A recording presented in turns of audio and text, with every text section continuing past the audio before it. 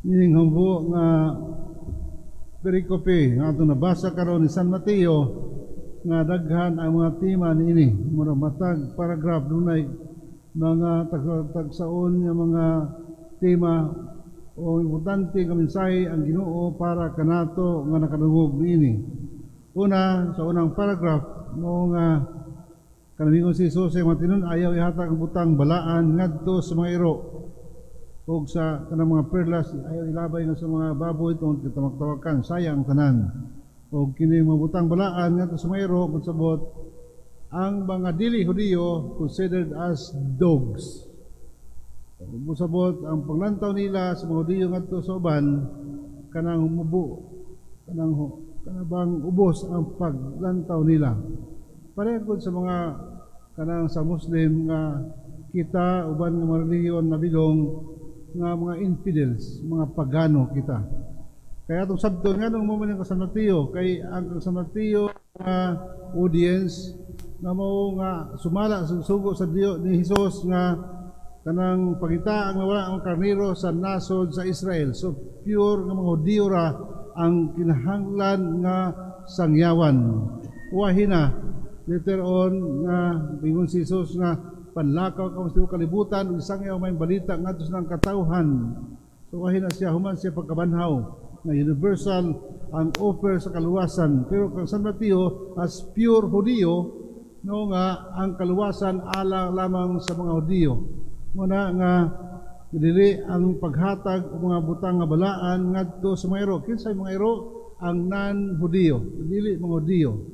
So mo ni ang bias sa mga Hudiyo ngadto sa dili nila kadugo, dili nila katribo nga pinili sa Dios. So ang mabutang nga mga balaan dili ikahatag sa uban para sa kanila.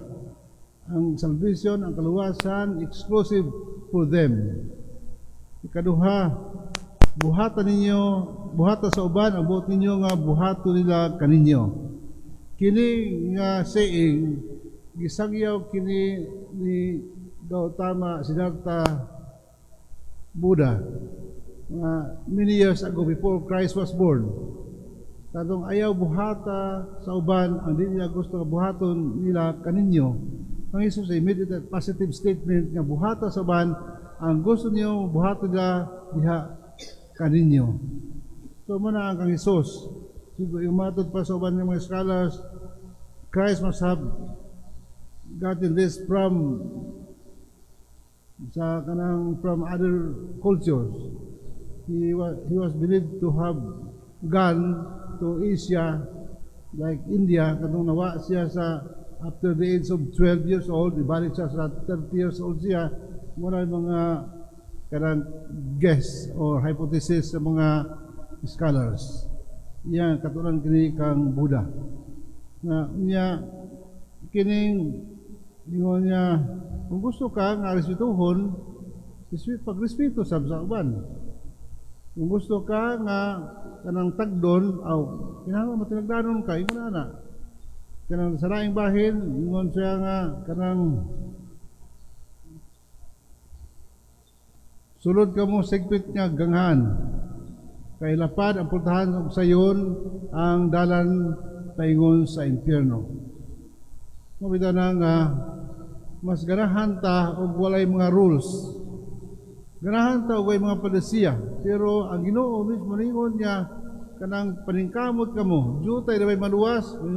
Ginoo nga paningkamot kamo. Wa siya mingon niya pila ang maluwas. Ang mga pari ra, obispo, sa tupabang maluwas o katong mahinimbahon. Mingon siya nga paningkamot kamo kay sigpit ang pultahan.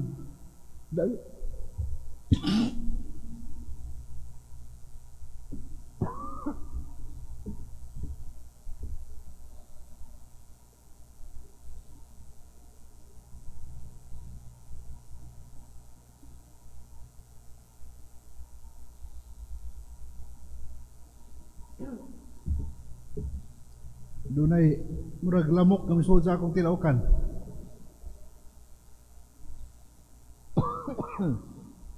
We continue. Muna mas nindot ang kinimpultahan alang sa impyerno kay wa may mga rules. kita ang magbuot. Kung gusto ta may langit, ang Ginoo may buot kanato.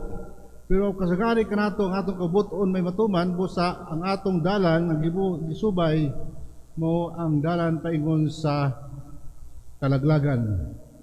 To go to hell or to go to heaven is our choice. And pick your choice. Kung gusto mo maluwas adto mo sa sigpit nga dalan mo na madagay mga don'ts. Kung bitaw na sa mga doctors, kung ikaw ma-admit sa hospital after sa kanang pagkawasuna ka, check out ka sa hospital, daghay mga gidili doktor. Pero gusto man taglami nga pagkaon, bali wala tong mga instruction sa doktor. Nga naman, gusto taglami. Kaya kung ato gusto ta maayo dayon, tumana ang mga instruction, medical instruction na gihatag sa mga doctors kanimo.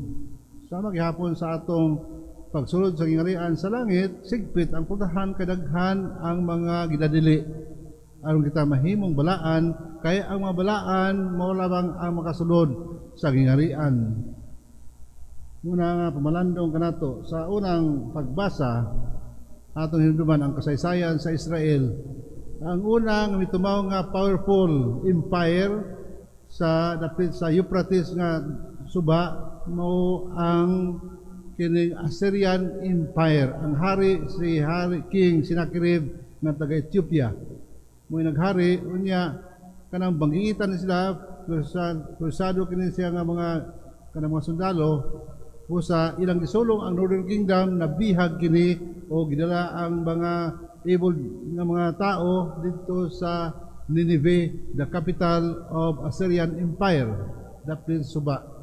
Kunya tungod kay nagbaraugon sila ang Southern Kingdom na pod ang ilang sulungon busa kanabang kini si King Hezekiah nga mo'y hari sa Judah at the time. Ang iyang pagtuo nga tungod sa iyang pagkahari, naghay mga pwersa, mga sundalo nga mo makapugong sa pagsulong, pagsakmid sa siyudad sa Jerusalem. Kulang siya sa malandong nga bisag unsa katakos o kalig-on ang ingarian na aghapon ang Ginoo nga mooy tinuod nga nagbantay na lipod kanila. Amo na nga nakamalandong siya nini. Ang Ginoo gisaad kaniya nga di sila makasulod sa syudad. Busa niyang gabiuna before the attack, ang anghel niadto sa kampo kagi kanang butangan sa Assyrian soldiers ug gipamatay 150,000 soldiers ang pumatay sa anghel. Ingon ta nga San Isidro matanahon sa iyang imahen. Kita nato nga dunay anghel siyang sa kilid sa tila niya, anghel, figura sa anghel nga nagdaro. Tinuuna dili, di ita mo tuo. Kaya magdaro ba anghel? Ang buti pasabot niya na, kay giuna man ni San Isidro Labrador, ang pag-ampo, pagsimba, unang tanan, before siyang trabaho, there is no conflict between ora at labura. Kanang ora, prayer and work. Labura. Una man ang Ginoo busa ang Ginoo ang pamalandong niya legend man ang istorya pero ang pamalandong ingon niya kung unahon nato Ginoo atong salika ng Ginoo mo paigo dana muna kadabang imahen sa anghel nga nagdaro usabot ang Ginoo nay mapaigo sa atong mga buluhaton kung kita unahon nato ang Ginoo sa atong kinabuhi muna usahay na subject usahay dia si kanang King Hezekiah tungod kay nagtuo man siya nga makahimo siya sa pagpugong sa pagsulong pero dili enough ang iyang pwersa kung itandi sa Assyrian soldiers nga diyadto nagtumaw ang Assyrian Empire nga kusog ug daghan ang mga nasod nga iyang napildi nabuntog sa ilang mga attacking. One of them was the Northern Kingdom of Israel. Kanato, kanabang ang golden rule nga itong dungog ay buhata sa uban ang buot ninyo nga buhaton nga kaninyo. Always put yourself in the shoes of other people. Muna nga, kung gusto ka nga tataron og mayo, magtatar ka sa uban og mayo sab. That was the so-called golden rule.